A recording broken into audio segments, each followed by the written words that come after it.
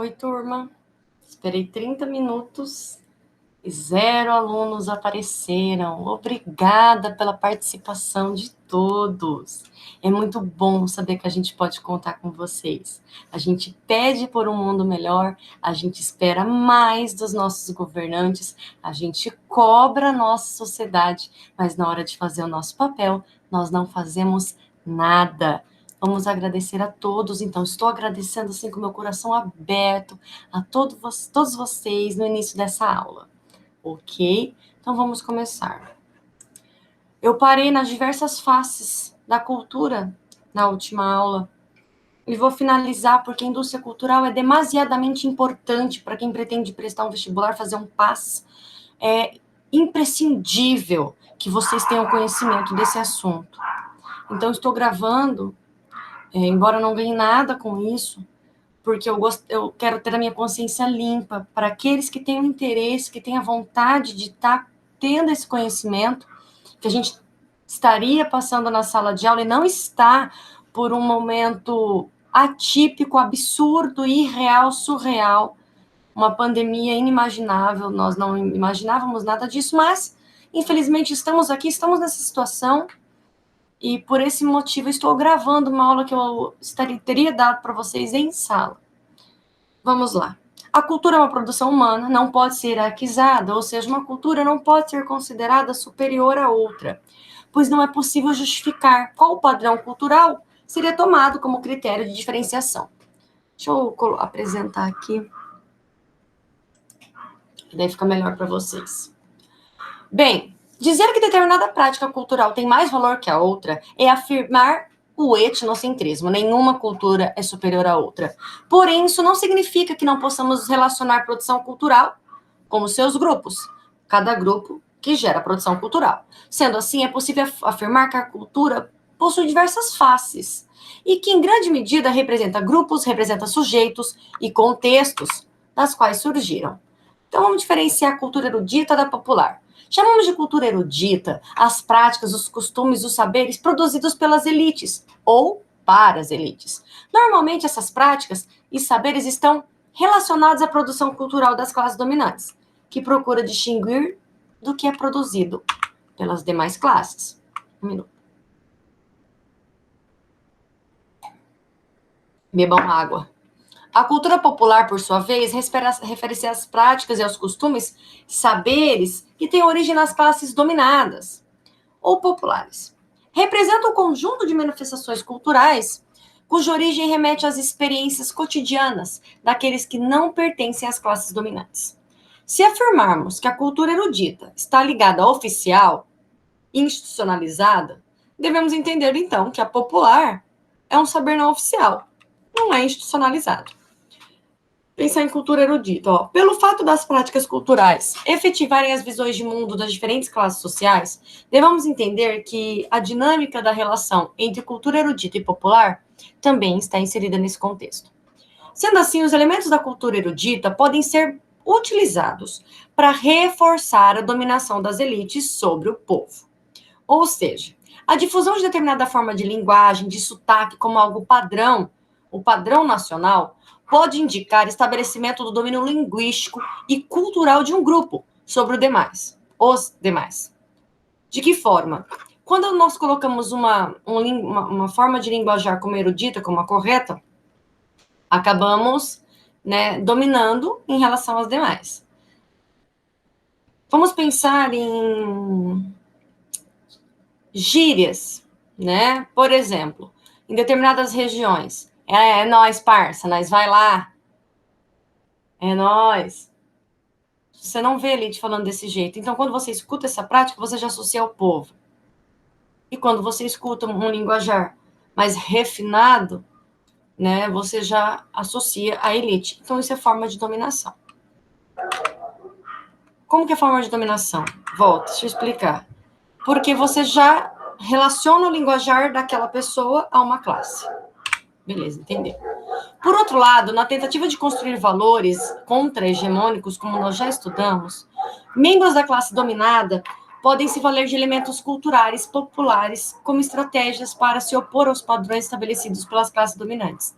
A valorização do folclore, por exemplo, de várias partes do Brasil, constitui como possibilidade de difusão das experiências e visões de mundo das classes dominadas, ao mesmo tempo que fornece alternativas como forma de explicar o mundo. Na nossa região, uma festa folclórica que sempre temos, além das festas das nações em todas as cidades, é a Folia de Reis. Se a gente for para a região de Curitiba, temos o Congado, e assim por diante. Vamos lá. Com o advento e a consolidação do capitalismo, deixa eu só ver uma coisa. Olá. Com o advento e a consolidação do capitalismo, uma nova forma de expressão cultural foi desenvolvida. Deixa eu abrir aqui. É a chamada cultura de massa. Galera, a cultura de massa é muito importante. Porque ela cai mesmo nos vestibulares, no PAS. É importante mesmo vocês entenderem o que é a cultura de massa. Ela se caracteriza por transformar as práticas, os saberes das diferentes classes em mercado, em mercadoria, em dinheiro. Como veremos mais adiante, a cultura de massa é produzida pelos meios de comunicação de massa e pautadas por interesses comerciais. Como que eles fazem isso? As novelas modificam as vestimentas. A cada novela muda o padrão do sapato, da blusinha, principalmente nas mulheres, isso fica muito visível. Até da forma de prender o cabelo. Eles modificam as expressões para poder fazer uma indústria que vai lucrar. Por quê? Porque se você usar a mesma roupa sempre, a elite não ganha dinheiro. Né? Se você usar o mesmo sapato, o mesmo celular, a elite não ganha dinheiro. Tá? Porque eles são os grandes industriais, são eles que vendem, que lucram com essas mercadorias.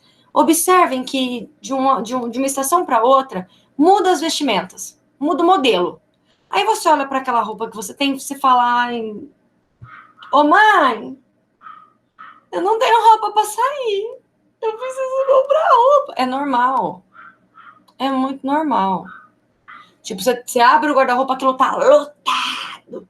Aí você faz aquele escândalo. Eu não vou, porque eu não tenho com quem, eu não vou passar vergonha. É um absurdo.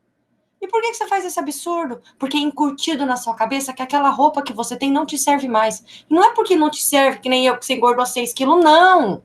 Não te serve, porque já não é o que se está usando. Então você tem que ter aquela roupa que está usando na novela.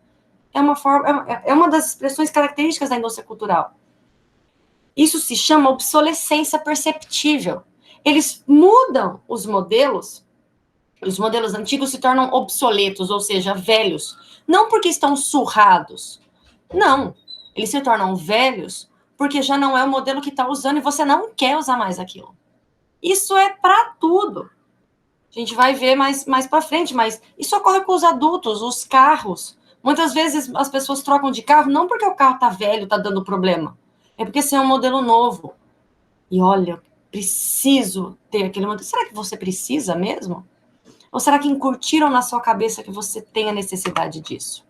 É importante ressaltar que, diferentemente do que os meios de comunicação, a cultura de massa também possui um caráter ideológico.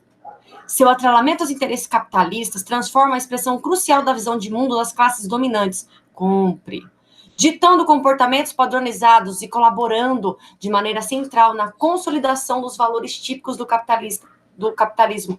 Compre, compre, compre. Mesmo que você não precise. Compre.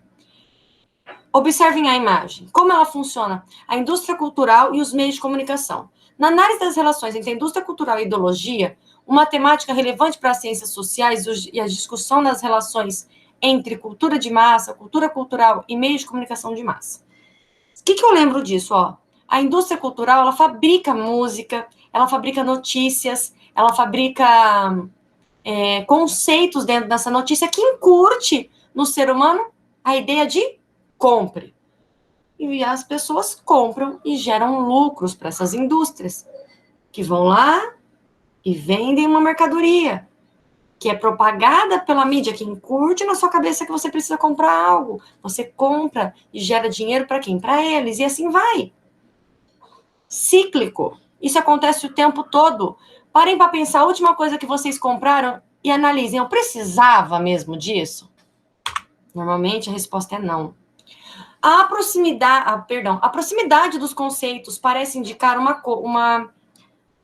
coisa só, mas constituem elementos diferentes, distintos na estratégia de consolidação da ideologia capitalista. São indústria cultural e indústria de massa, são diferentes.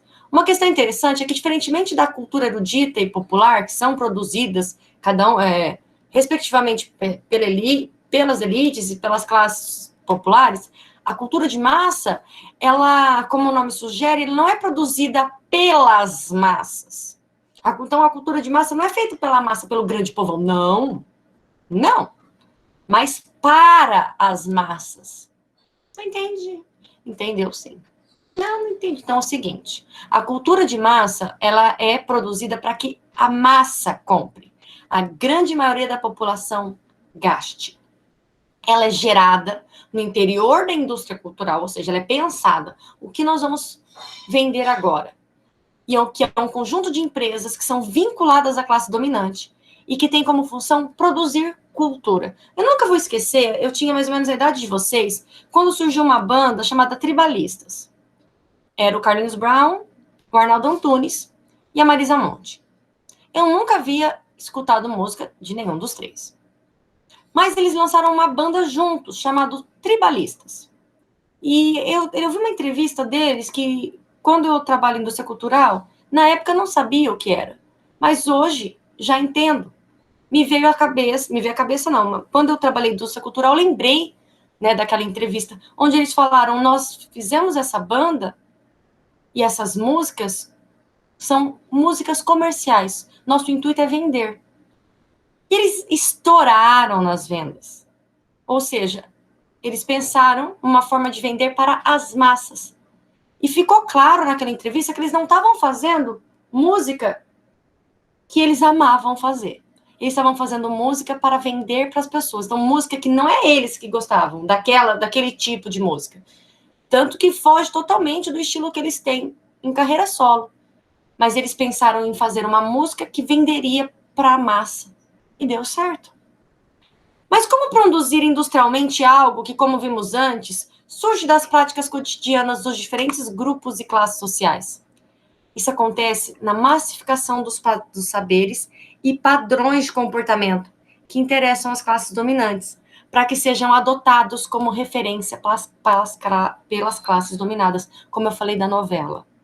Por meio de inúmeros produtos, novelas, filmes, livros, shows, programas de TV, revista, etc., há uma difusão de elementos culturais que tem como premissa a consolidação dos valores e comportamentos que reforçam a ordem social capitalista.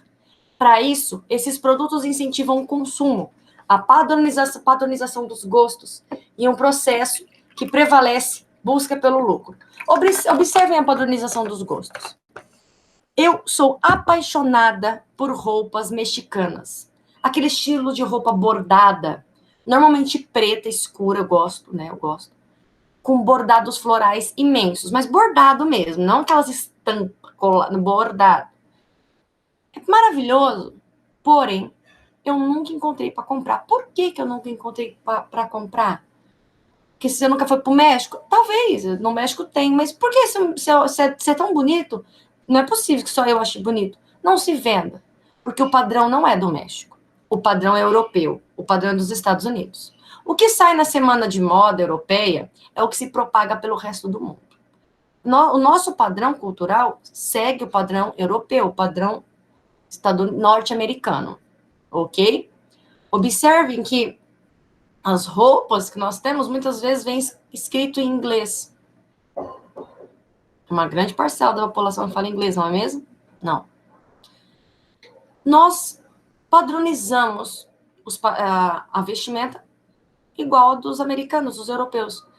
Se na semana de moda uma grife famosa, Prada, Chanel, lança um óculos diferente, na próxima semana você vai ver expressões daquele óculos em várias lojas, mas não da Chanel.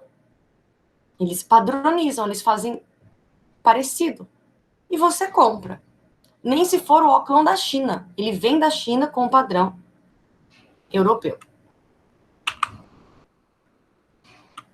Isso é incutido na nossa cabeça. As propagandas também. Hoje, um ser humano, em um ano, assiste muito mais propaganda do que uma pessoa assistia durante toda a sua vida na década de 50.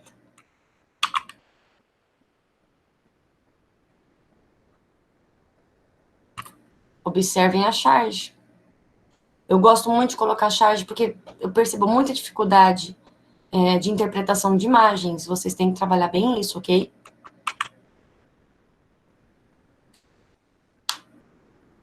Tudo é feito por meio da mídia. Tudo. Mais um pouquinho de interpretação de charge. Eu preciso falar? São 3 aqui. Eu preciso dizer alguma coisa? O Instagram é feito pra gente se sentir um merda. Perdão, é feito pra isso. Você vê aquelas mulheres perfeitas, no meu caso, e pensa o quanto você tá fora de tudo. O quanto você é imprestável. É feito para você consumir. É feito para você comprar dietas milagrosas. É feito para você comprar roupa. É feito para você tentar mudar o cabelo. É feito para te fazer sentir mal. A televisão é a mesma coisa. E a internet? Não preciso dizer. Os meios de comunicação de massa, televisão, rádios, internet, jornais, que são os principais veículos de divulgação da cultura de massa, exercem um papel essencial, crucial nesse contexto. São os responsáveis por transmitir os ideais das classes dominantes para o conjunto da sociedade. De forma que, caso de obtenção de sucesso, consolidem seu controle hegemônico sobre os dominados. Por exemplo, quando um programa jornalístico de uma emissora de televisão apresenta uma notícia, o modo como ele narra essa notícia, ou os fatos, nem sempre é neutro. Na maioria das vezes, não é. Eu adoro essa... Observem a chargezinha no cantinho. É muito interessante, porque cada um vai narrar aquele fato de determinada maneira. Procura-se construir determinado olhar sobre a realidade, que representa a visão dos donos de veículos de comunicação, que a informação está sendo divulgada. Diante da rotina cotidiana das classes trabalhadoras, o principal modo de obter informação é a televisão. Por quê? Por que ele fala rotina? Galera, se vocês não trabalham, observem seus pais. Trabalha o dia inteiro, chega em casa de noite, está exausto. Faz a comida, senta na frente da televisão para assistir um pouco de TV. É a forma de conseguir notícia. Ou mexe no celular, forma de conseguir notícia. Por conta disso, a maneira como essas pessoas vão interpretar os acontecimentos será influenciada pela forma como a emissora e seu telejornal apresentam os fatos. Assim, a televisão é um veículo essencial para a difusão de cultura e ideologia das classes dominantes. Essa e outras questões fizeram com que as ciências sociais estudassem os vínculos entre cultura e poder. Esses caras são Theodor Adorno e Max Horkheimer, são também chamados como Escola de Frankfurt. Pode aparecer, uma vez apareceu Escola de Frankfurt, os alunos não sabiam. Theodor Adorno e Horkheimer. Não sei se é assim que pronuncia, agora vai ficar sendo. O estudo da cultura sob a perspectiva das relações de poder ou dominação, controle social, levou Theodor Adorno e Max Horkheimer, já errei de novo, Horkheimer, a criar em meados dos anos 1940 o conceito de indústria cultural. Esse conceito foi elaborado para designar o modo como se produz cultura, com base nos padrões, verificado em qualquer outra produção industrial. Foi com o advento da Revolução Industrial que se pode fabricar em grande escala produtos padronizados, e que serviu de mola para o surgimento de uma sociedade de consumo. Assim, as empresas responsáveis pela produção de massa e bens culturais, como mercadoria, fazem parte dessa indústria cultural. Então, o que é indústria cultural? É o grupo de empresas e instituições que possuem como atividade econômica a produção de cultura, que visa o lucro. Mais uma charge. Eu sempre coloco charge, que é importante para vocês compreenderem. Então, indústria cultural, grupo de empresas e instituições que possuem atividades econômicas para produzir lucro. De acordo com Adorno, a produção de cultura passa principalmente a finalidade do lucro.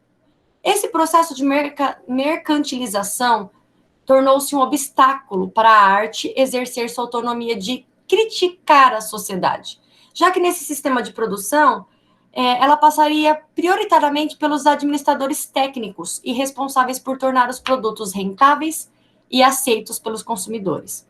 Ou seja, aquela arte crítica, ela passa a ser abandonada, porque eles não querem criticar nada, eles querem vender, a busca incessante por lucros. Além disso, a necessidade de consumo, caracterizada pela insaciabilidade, está intimamente ligada à difusão da ideologia capitalista, pela indústria cultural e os meios de comunicação de massa. O intuito é vender, vender, vender, vender, vender, vender. A cultura de massa, como produto da indústria cultural, sustenta oferecendo divertimento e produzindo conformismo. Gente, é uma coisa muito interessante. Isso eu estudei na minha faculdade. Um professor falou e eu fiquei, nossa, é mesmo? Toda vez que um país está em crise, principalmente quando a emissora de TV apoia o presidente em questão, por medo de rebelião, etc., a novela que se passa é novela de época. É novela antiga. Tá? Por quê, professora? Porque uma novela de época faz você se remeter ao passado. Ela te traz nostalgia, tipo, uma saudade daquilo que você não viveu, um saudosismo, sabe? Ai, que lindo que era esse tempo, olha como era legal. E você se transporta para aquele tempo. Por quê? Porque você esquece a sua vida. Você esquece a crise na qual você está imersa. Você esquece a lama que te cerca. Então, tem um cunho totalmente ideológico. Bem, essa diversão propiciada pelos produtos da indústria cultural mascara os conflitos da sociedade. O conformismo refere-se à aceitação tácita da realidade social, tal como mostrada pelos meios de comunicação, que não lhe fazem nenhuma crítica. O divertimento e o entretenimento reforçam a naturalização das situações de opressão e desigualdade, o tal do pão e circo, apresentadas nos filmes, nas telenovelas e nas séries televisivas. Essa charge é muito emblemática. Olha ela chorando com a paixão do outro, nitidamente empobrecida, sem esperança de si mesma e vivendo um sonho alheio.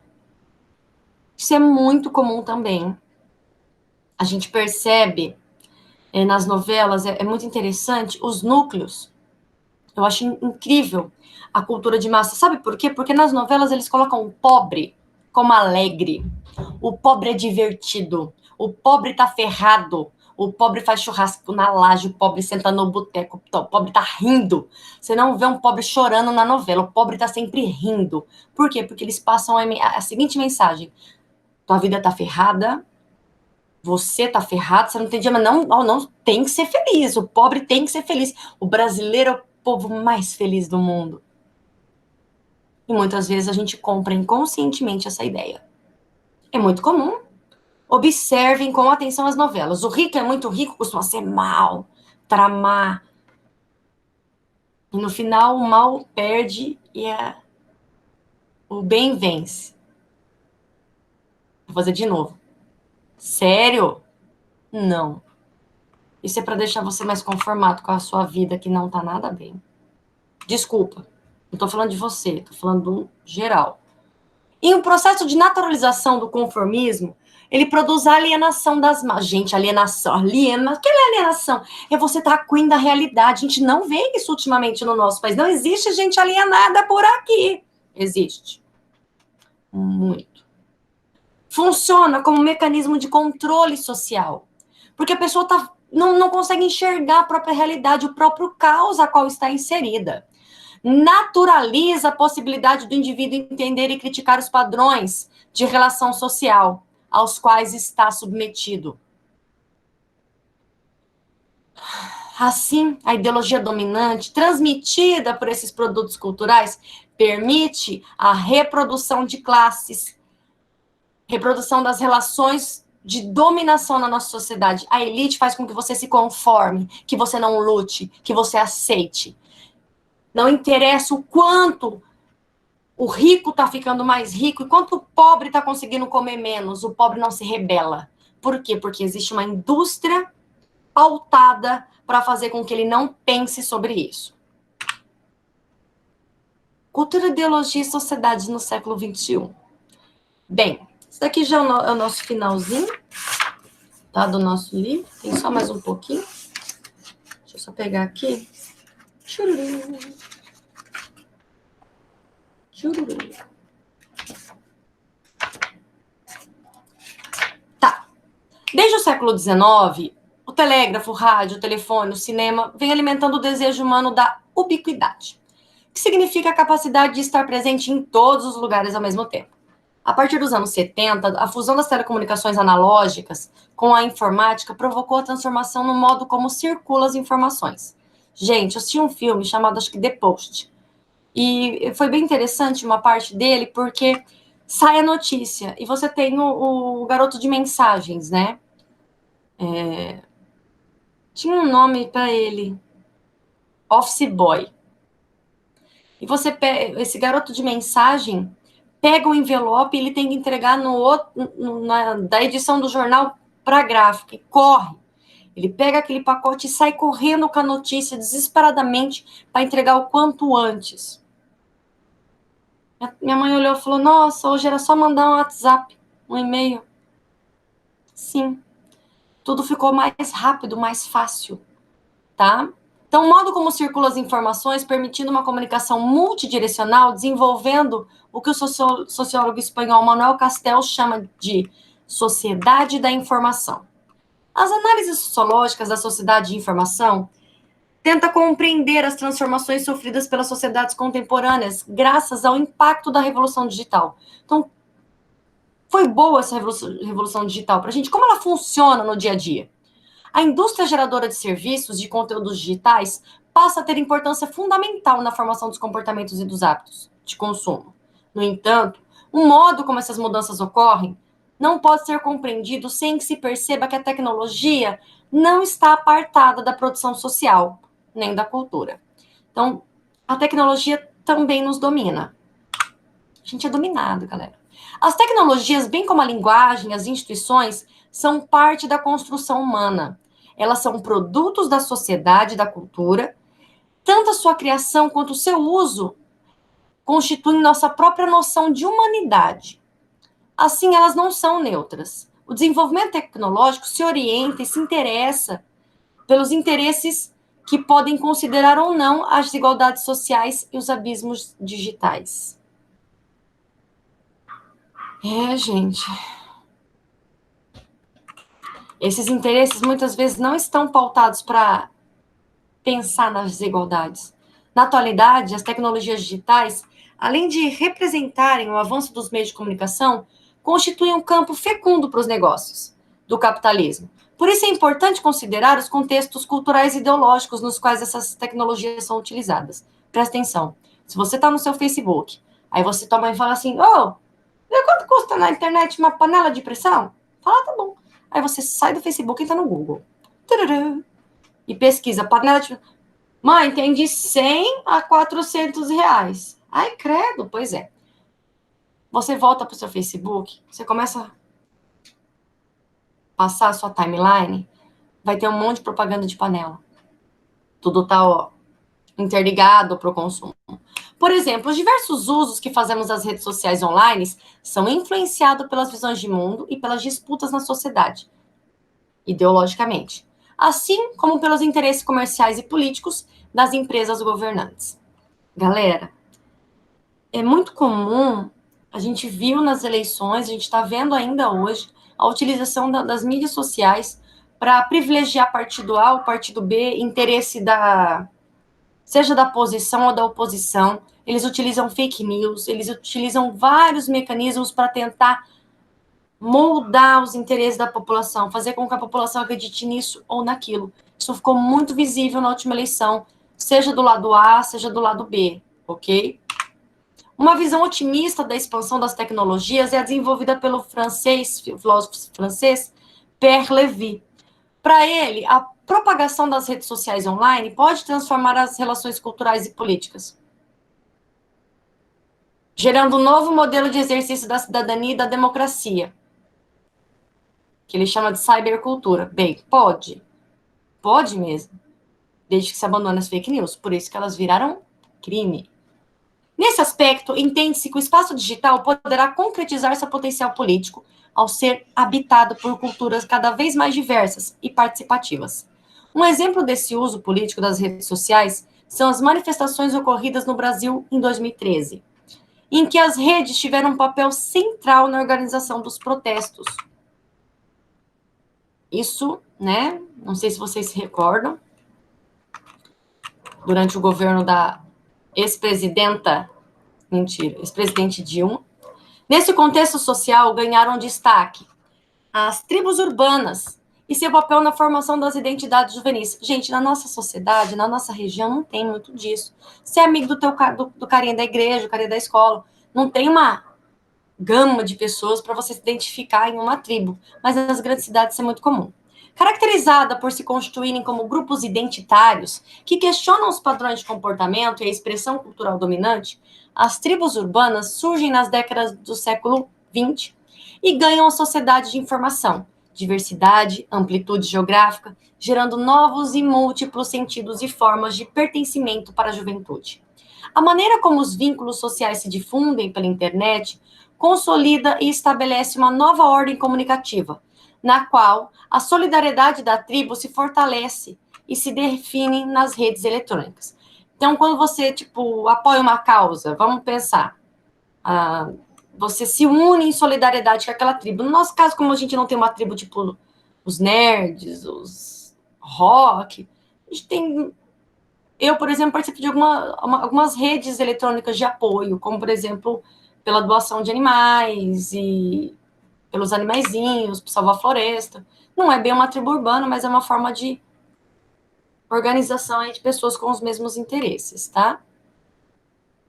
Se a gente estivesse em sala de aula, eu ia pedir para vocês fazerem um trabalho tão triste, vocês não tá, e se caracterizar. Eu adoro esse trabalho, todo ano eu fazia. Mas, nesse sentido, a lógica da identidade está baseada em padrões mais estáveis de individualidade. E ela se desloca para as identificações suscetíveis de caráter mais fluido, relacionáveis no ritmo e proporção das tribos, o que remete a uma concepção plural do sujeito. O sociólogo franco-tunusiano Michel Maffesoli aponta a formação das tribos urbanas como uma reação do processo de homogeneização, ou seja, chega, não quero participar desse padrão, não quero me vestir igual todo mundo, eu quero ser diferente.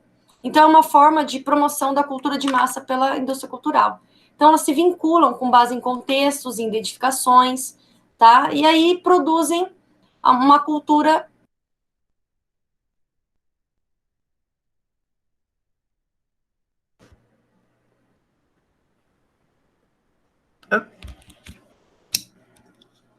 Deixa eu ver se tá gravando.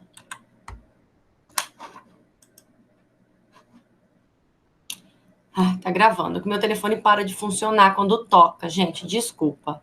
Já tô finalizando, tá? Então, essas tribos surgem, se vinculam com os interesses e as identificações. Pra cá. E é isso para esse trimestre, tá? Vou parar a apresentação aqui e vou parar de gravar. Quero agradecer aí